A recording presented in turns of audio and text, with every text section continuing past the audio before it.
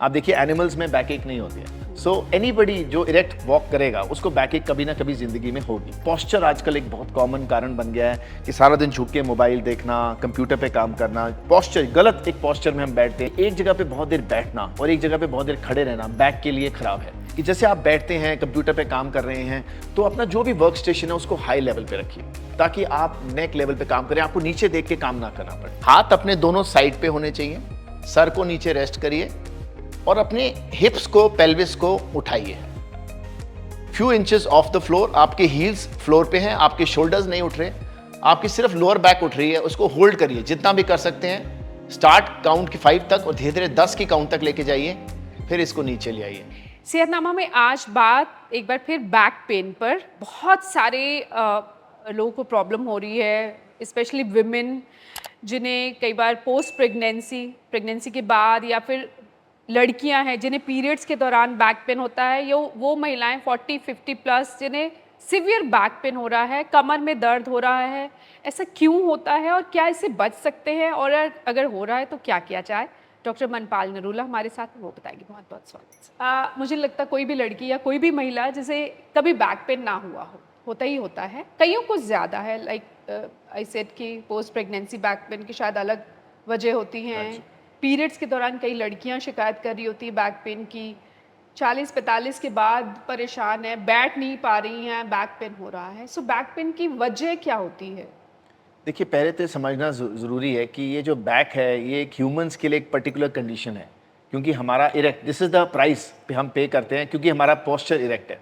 आप देखिए एनिमल्स में बैक एक नहीं होती है। सो एनीबडी जो इरेक्ट वॉक करेगा उसको बैक एक कभी ना कभी ज़िंदगी में होगी और इसके कारण कई होते हैं और अलग अलग एज ग्रुप में होते हैं। अगर हम यंगर गर्ल्स की बात करें या यंग बॉयज़ गर्ल्स की बात करें तो पोस्चर आजकल एक बहुत कॉमन कारण बन गया है कि सारा दिन झुक के मोबाइल देखना, कंप्यूटर पे काम करना। पोस्चर गलत एक पोस्चर में हम बैठते हैं, जो बच्चे पढ़ते हैं, तो वो एक सबसे कॉमन कारण है। अगर जब भी कोई यंग लड़की या लड़का हमारे पास आए, हम सबसे पहले उसको पोस्चरल के लिए एडवाइस देते हैं। फिर अगर आगे जाएं, जैसे आपने बताया कि अब ऑफिस वर्क्स हैं, सिडेंट्री लाइफस्टाइल है, कई घंटे तक लेडीज़ भी अब वर्किंग लेडीज़ हैं, बहुत घंटे कंप्यूटर्स पे, सिस्टम पे बैठे रहती हैं, अगेन झुक के बैठते हैं या एक जगह पे सिटिंग। ये समझना ज़रूरी है कि एक जगह पे बहुत देर बैठना और एक जगह पे बहुत देर खड़े रहना बैक के लिए ख़राब है। चलना फिरना बैक के लिए ख़राब है। जिसकी लॉन्ग सिटिंग होगी किसी भी कारण, उनको बैक एक होने के चांसेस बहुत ज़्यादा हैं। फिर जैसे आपने बोला कि मेंसेस के दौरान, वो एक गायनोकोलॉजिकल कॉज होता है। जस्ट दैट हमें अवेयर होना ज़रूरी है कि भी अगर पीरियड्स की वजह से हो रहा है तो उसका कारण गायनी है और स्पाइन नहीं है। फिर आगे जाके प्रेगनेंसी में जब वेट पुट ऑन हो जाता है तो वो नेचुरली हमारा स्पाइन का एक नेचुरल पोस्चर खराब हो जाता है, उसके कारण बैक एक शुरू हो जाती है, हम वेट पुट ऑन कर लेते हैं। अगर थोड़ी हम और आगे एज ग्रुप में जाएं तो स्पॉन्डिलोसिस, जो एक हम कहें नॉर्मल एक डीजनरेशन है, एज के हिसाब से जैसे घुटने खराब होते हैं, स्पाइन में भी कुछ चेंजेस आती हैं और उसके कारण हमारी बोन्स भी वीक हो रही है। लेडीज़ में हमने जैसे डिस्कस किया ऑस्टियोपोरोसिस भी हो जाता है, तो एक डीजनरेटिव कारण बन जाता है जो बैक एक का। ये एक कॉमन कारण है बैक एक। ये तो कारण हो गया, अब इलाज क्या होता है फिर इसका? मतलब आप घर में किसी महिला को बैक पेन हो रही है, उसे क्या करना चाहिए? सो इलाज के लिए देखिए सबसे पहले तो prevention is the best form of cure. तो पहले तो बचना ज़रूरी है। तो ये कि अब जैसे हमने बताया पोस्चर ठीक रखें। अगर पोस्चर की मैं एक थोड़े टिप्स देना चाहूँ अपने दर्शकों को, कि जैसे आप बैठते हैं कंप्यूटर पे काम कर रहे हैं तो अपना जो भी वर्क स्टेशन है उसको हाई लेवल पे रखिए ताकि आप नेक लेवल पे काम करें, आपको नीचे देख के काम ना करना पड़े। अगर आप नीचे देख के जब गर्दन को नीचे झुकाएंगे, जब आपकी चिन नीचे आएगी तो आपका नेक और पूरे स्पाइन पे जोर पड़ेगा। तो अपना कोई भी चीज़ को ऊपर रख के पढ़िए, अपने चिन डिस्टेंस पे काम करिए, नीचे देख के मत काम करिए। जब सीधा लेटते हैं पतला सिराना लीजिए, ये नहीं कि बहुत मोटा सिराने से भी आपकी नेक ऐसे हो जाती है। जब साइड लेटते हैं तो फिर थोड़ा सा आपका जो पिलो है साइड थिक होना चाहिए, जो आपकी शोल्डर की विड्थ को कवर करे ताकि आप नेक हैंग ना करें।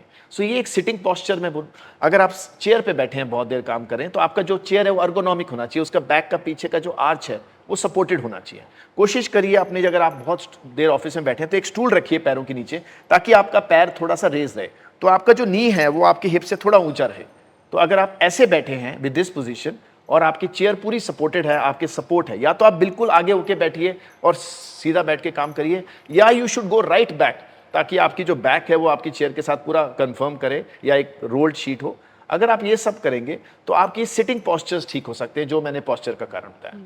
फिर बहुत देर स्टैंडिंग और बहुत देर सिटिंग जॉब अगर आपकी है या बहुत देर सिटिंग है खासकर, थोड़ा सा ब्रेक लीजिए। After every half an hour take a 5 minute stroll करके वापस अपनी चेयर पे आइए। एक जगह पे सिटिंग आपको खराब करेगा। लेडीज़ खासकर जब किचन में बहुत देर काम करती हैं, लॉन्ग स्टैंडिंग हो जाती हैं, अगेन उस दौरान जहाँ मौका लगे बैठ जाएं, या फिर थोड़ा वॉक करें। एक जगह पे स्टैंडिंग करने से आपकी कमर में जोर पड़ सकता है। तो ये जो पोस्चरल चीज़ें हैं ये बहुत इंपॉर्टेंट है हमारी बैक के लिए। फिर हम बात करें एक्सरसाइज। देखिए हम बाकी एक्सरसाइज तो करते हैं, वॉक भी करते हैं, थोड़ा जिम में जाके एक्सरसाइज भी करते हैं। जो लोअर बैक है वो हमेशा निगलेक्ट रह जाता है क्योंकि उसकी एक्सरसाइजेज स्पेशल होती है।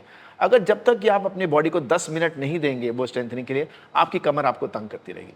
तो कुछ बैक स्ट्रेंथनिंग एक्सरसाइज हैं, कोर स्ट्रेंथनिंग, वो आपको अपनी लाइफ का एक रूटीन बनाना पड़ेगा। तो आप कुछ एक्सरसाइजेस ज़रूर बताएंगे जिससे बैक पेन एक तो ना हो, और अगर हो तो उसको कैसे ठीक करें। बिल्कुल, मैं कुछ एक्सरसाइज बताऊंगा और एक एक्सरसाइज उसमें ऐसी है जो ब्रिजिंग, कि अगर आपको पेन हो भी रही है तो आप एक्सरसाइज कर सकते हैं। इनफैक्ट आप जब बिस्तर से उठें फर्स्ट 10 मिनट्स आप ये एक्सरसाइज करें तो आपकी बैक पूरा दिन स्टिफ नहीं रहेगी। तो कुछ एक्सरसाइज हैं जो आप पेन के दौरान भी कर सकते हैं और कुछ एक्सरसाइज जो आप ओवरऑल बैक उससे स्ट्रेंथनिंग बैक पेन से आपको राहत मिलेगी। मिलेगी। हाँ जी।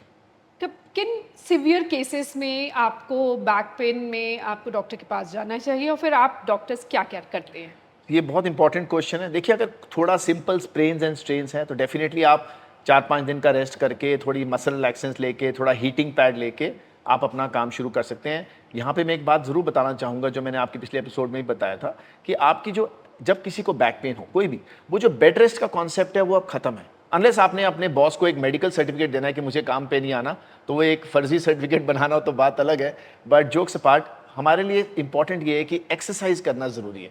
बेड रेस्ट इज ओनली कि 5-7 दिन तक रेस्ट किया, उसके बाद जो लोग एक्सरसाइज करते हैं वो जल्दी रिकवर करते हैं। और जब मैं एक्सरसाइज कहता हूं तो मैं 2 किस्म की एक्सरसाइज कहता हूं। एक तो है जो बैक स्पेसिफिक एक्सरसाइज है जो आपके बैक को स्ट्रॉन्ग करेगा, एक है जो सैर या कोई भी आप अपनी बॉडी का रूटीन बनाते हैं जो आप, अगर आप ये दोनों एक्सरसाइज कंटिन्यू रखेंगे और कुछ 4-5 दिन के रेस्ट के बाद, तो आप जल्दी रिकवर करेंगे। पर अगर आपका पेन लेग में जा रहा है, ये एक वार्निंग साइन है। यहाँ पे जरूर ये समझना जरूरी है कि सिर्फ बैक पेन है आप 5-7 दिन का फिक्र मत करिए।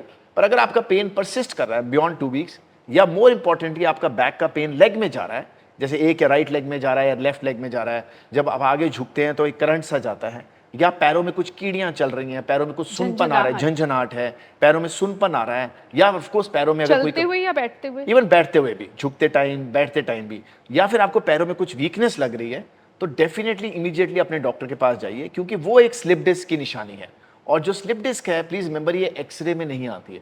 तो हम डॉक्टर, जब अगर पेशेंट हमारे पास आए, ऑफकोर्स हम पहले एक रूटीन एक्सरे कराते हैं, पर अगर पेन लेग में जा रही है तो कोई भी स्पाइन सर्जन आपको एमआरआई एडवाइस करेगा, जिसको हम रंगीन एक्सरे कहते हैं या कलर्ड एक्सरे। पर एक एमआरआई स्कैन है, उसमें ये बात क्लियर हो जाती है कि ये स्लिप डिस्क है कि normal pains and strains. Right. तो कुछ केसेस में आप स्पाइन सर्जरी भी करते हैं। डेफिनेटली। देखो यहाँ पे एक और मैं डर लोगों का दूर करना चाहूंगा कि 95% स्लिप डिस्क के पेशेंट्स, अव्वल तो सारे बैक पेन स्लिप डिस्क नहीं होते हैं, सिर्फ कुछ 10-15% ही, बाकी स्प्रेन्स एंड स्ट्रेन्स होते हैं और कारण होते हैं। तो अगर किसी को स्लिप डिस्क भी है तो 95% में सर्जरी की जरूरत नहीं पड़ती, 95% में ऑपरेशन की जरूरत नहीं है। सिर्फ 4 या 5% केसेस में हम ऑपरेशन एडवाइस करते हैं। अगर हमें लगा एमआरआई में कोई बहुत बड़ी डिस्क है जो नस को बहुत दबा रही है, पैरों में कुछ वीकनेस आ गई है या आने का डर है, कोई और यूरिन बाउल का कंट्रोल इन्वॉल्व हो रहा है, जहां पे एमआरआई में लिखे कि अगर हम उसको नहीं ऑपरेट करेंगे तो ज़्यादा परमानेंट डैमेज हो सकता है, तो यस, हम 5% केसेस में सर्जरी एडवाइस करते हैं। और वो बहुत ही सेफ प्रिडिक्टेबल सर्जरी है। जैसे पुराने ज़माने में बड़ा चीरा करके पेशेंट 2-3 हफ्ते बेड पे रहता था, अब हम बिल्कुल छोटे माइक्रोस्कोपिक इंसिजन से ऑपरेट करते हैं, अगले दिन ही पेशेंट चलना शुरू कर देता है, थर्ड डे वो चला जाता है घर, और फोर्थ या फिफ्थ डे वो अपना काम भी शुरू कर सकते हैं। नॉर्मल रहती है बिल्कुल life नॉर्मल उसके बाद। रहते हैं। बस ये है कि इसमें डिले नहीं करना चाहिए। स्पाइन सर्जरी एक ऐसी चीज़ है, आप ये नहीं कह सकते कि जी अब ये मेरी डिस्क हो गई, अब मैं अगली गर्मी की छुट्टियों में उसको ऑपरेशन कराऊंगा। अगर आपको डॉक्टर एडवाइस कर रहा है तो उसको जल्दी से जल्दी ट्रीट कराइए। बिकॉज एग्जाम्पल है, अगर गीली मिट्टी है, उस पर इतना बड़ा मैंने पत्थर रख दिया, अगर मैं 6 महीने में पत्थर उठाऊंगा, वो वहाँ पे डूंगा रहेगा, वहाँ पे वो डैमेज कर चुका होगा। तो अगर वो डायग्नोस हो गया और डॉक्टर ने एडवाइस की सर्जरी, उसको डिले मत करो। अगर हम डिले ना करें और डॉक्टर एडवाइस कराए तो इसके 100% रिजल्ट। वो जल्दी जाना डॉक्टर के पास आपको फायदा ही देगा, बिल्कुल रहेगा। देर से गए तो नुकसान होगी स्लिप डिस्क के मामले में। स्लिप डिस्क के मामले में, हाँ जी। सो अब हम बैक एक्सरसाइज बताने वाले हैं। जो मैं आपको पहली एक्सरसाइज बताने वाला हूं, जिसको हम ब्रिजिंग एक्सरसाइज कहते हैं, उसको हम mother of all exercise back exercise कहते हैं, क्योंकि ये एक ऐसी एक्सरसाइज है, ना तो ये आपकी बैक को सिर्फ स्ट्रेंथन करती है, पर ये एक ऐसी एक्सरसाइज है, अगर आपको थोड़ी पेन भी हो रही है और ये आप एक्सरसाइज करेंगे तो आप देखोगे आपकी स्टिफनेस और पेन काफ़ी हद तक कम हो जाएगी। So even in acute pain you can do this exercise, और ये एक्सरसाइज आपको बहुत फायदा करेगी। ये इसको हम ब्रिजिंग एक्सरसाइज कहते हैं। आप सीधा लेटिए, आप अपनी नीज को थोड़ा फोल्ड करिए, हाथ अपने दोनों साइड पे होने चाहिए, सर को नीचे रेस्ट करिए, और अपने हिप्स को, पेल्विस को उठाइए few inches of the floor. आपके हील्स फ्लोर पे हैं, आपके शोल्डर्स नहीं उठ रहे, आपकी सिर्फ लोअर बैक उठ रही है। उसको होल्ड करिए जितना भी कर सकते हैं। स्टार्ट काउंट की 5 तक और धीरे धीरे 10 की काउंट तक लेके जाइए, फिर इसको नीचे ले आइए। लंबा सांस खींचिए। Like I said, don't hold your breath. अपनी सांस को रोकना नहीं है, सांस लेते रहना है, डीप ब्रीदिंग करते रहना है। इसको फिर ऊपर लेके जाना है, होल्ड करना है 10 तक गिनती करके, फिर ये नीचे ले आना है। आप देखेंगे जब आप सुबह उठते हैं और आपको पेन है, अगर आप बेड से उठते हैं, before you get of the bed 10 minute अगर ये एक्सरसाइज आप बेड पे ही कर लेंगे तो आपके पूरे दिन में जो बैक और स्टिफनेस है वो काफ़ी हद तक कम होगी। अब आपको मैं 2 और एक्सरसाइज ऐसी बताऊंगा जो बैक स्ट्रेंथनिंग एक्सरसाइज में गिनी जाती हैं, जो बिल्कुल सेफ हैं। अगर आप बैक इंजरी से रिकवर हो रहे हैं, थोड़ी सी पेन कम हो गई, तो आप ये एक्सरसाइज शुरू करिए। और जनरली भी मैं कहूँगा इसको अपनी रूटीन ज़रूर रखिए। हफ्ते में 2 या 3 बार ये लोअर बैक की एक्सरसाइज अगर आप करेंगे तो आपकी बैक इंजरीज जिम में नहीं होंगी, और अगर हो गई हैं तो काफ़ी हद तक रिकवर हो जाएंगी। तो इसमें सबसे इंपॉर्टेंट हम बात करते हैं बर्ड एंड डॉग एक्सरसाइज। ऐसे इस पोजीशन में रहिए, नील पोजीशन में। आपके हाथ आपके शोल्डर के नीचे हैं, आपके नीज बिल्कुल बेंट है 90 डिग्रीज पे, हिप्स 90 डिग्री पे, सामने देखेंगे। और इसमें आप क्या करेंगे, एक साइड का अपना हाथ ऊपर लेके जाएंगे और दूसरी साइड की लेग हिप से रेस करेंगे। सामने देखेंगे। ये थोड़ी एडवांस एक्सरसाइज है, अगर आपसे शुरू नहीं होती तो आप पहले सिर्फ हाथ से शुरू कर सकते हैं। जब स्ट्रेंथ आ जाए तो आप लेग्स को भी जितना हो सके स्ट्रेट रखें, हिप से रेस करें, सामने देखें। Remember, right hand and left hip. इसको नीचे ले आएं, फिर इसको ऐसे लेके जाएं, दूसरे साइड का होल्ड करें। In any form of exercise holding is very important. अगर आप इसको हम बर्ड एंड डॉग एक्सरसाइज कहते हैं, अगर आप ये एक्सरसाइज करें तो आपकी बैक स्ट्रेंथन रहेगी। पहले होता था, अगर आप याद करें, कुछ एक्सरसाइज आपको ट्रेन किया जाता था, बताया जाता था कि हम इसको ये वाली एक्सरसाइज कहते थे हाइपर एक्सटेंशन। पर आजकल देखा गया है कि अगर हम हाइपर एक्सटेंशन करेंगे, अगर हम अपनी बैक को ज़्यादा आर्च करेंगे तो ये जो बैक पेन है ये ज़्यादा तकलीफ देती है। इसलिए अगर किसी को बैक प्रॉब्लम है तो आप ये बर्ड एंड डॉग एक्सरसाइज करें रादर देन दी हाइपर एक्सटेंशन एक्सरसाइज। मैंने जैसे बताया, किसी भी बैक पेन से बचने के लिए यार अपने मसल्स, ऐप के मसल्स को स्ट्रॉन्ग करने के लिए जो एक एक्सरसाइज है which is combines everything, strengthens your core, आपके एब्डोमेन को स्ट्रेंथ करती है, आपकी बैक को स्ट्रेंथन करती है, वो है प्लैंक्स। सो प्लैंक्स अगर मैं बोलूं एक सबसे इंपॉर्टेंट एक्सरसाइज है आपकी कोर को स्ट्रॉन्ग करने के लिए, जो आपको हफ्ते में 2 या 3 बार जरूर इंक्लूड करनी चाहिए। और ये प्लैंक आपको राइट तरीके से करना जरूरी, नहीं तो आप अपने आप को इंजर कर सकते हैं। सो प्लैंक में अगर आप अपने हाथ को ऐसे रेस्ट करें, आपका palms is facing each other, wait आपका इस पार्ट ऑफ द हैंड पे है, फोर आर्म पे है। अपने पैर टोज पे लेके जाइए। अगर टोज पे नहीं हो रहा तो आप नीज से शुरू कर सकते हैं, पर अगर आप टोज पे लेके जाएं, ये शोल्डर विड्थ जितना होना चाहिए। पहले आप शुरुआत करें जब आपका pelvis is resting on the bed. इसको ऊपर लेके जाएं और ऐसे लेके जाएं कि आपका जो पेल्विस है वो सैग नहीं कर रहा, ना तो ये नीचे होना चाहिए ना ये ऊपर होना चाहिए। It should be absolutely straight, and इसको होल्ड करिए जितना भी आप कर सकते हैं। तो अब ये ऐसे भी नहीं होना चाहिए और ऐसे भी नहीं होना चाहिए, इट शुड बी स्ट्रेट। बिल्कुल अपने टमी को टक इन करके रखें, डीप ब्रीदिंग करते रहें। फील कि आपका स्टमक आपने अंदर को टक इन किया हुआ है, वेट आपके फोर आर्म्स के ऊपर है और टोज के ऊपर है। सामने देख के या नीचे देख के होल्ड करें। ध्यान रखिए आप शोल्डर पे इस पे इंजरी मत करिए, तो वेट आपने शोल्डर्स पे नहीं डालना, होल्ड करें और फिर धीरे से नीचे ले आएं। जितनी देर भी आप इसको होल्ड कर सकते हैं, may be 20 seconds, you can go up till a minute. इसको हम प्लैंक्स कहते हैं। ये एक इतनी अच्छी एक्सरसाइज है कि आपकी नेक से लेके नीचे तक आपकी बैक को और एब्डोमिनल मसल्स को पूरा स्ट्रेंथ देगी। सो जो लोग घर में एक्सरसाइज कर रहे हैं उनके लिए एक बेस्ट एक टिप मैं देना चाहूँगा कि स्ट्रेंथ ट्रेनिंग आप ऑल्टरनेट करिए अपनी दूसरी फॉर्म ऑफ एक्सरसाइज। जैसे आप वॉक पे जाते हैं तो हफ्ते में 3 दिन आप वॉक पे जाइए, हफ्ते में 2 या 3 दिन आप अपनी स्ट्रेंथ ट्रेनिंग कर सकते हैं, that is enough for you.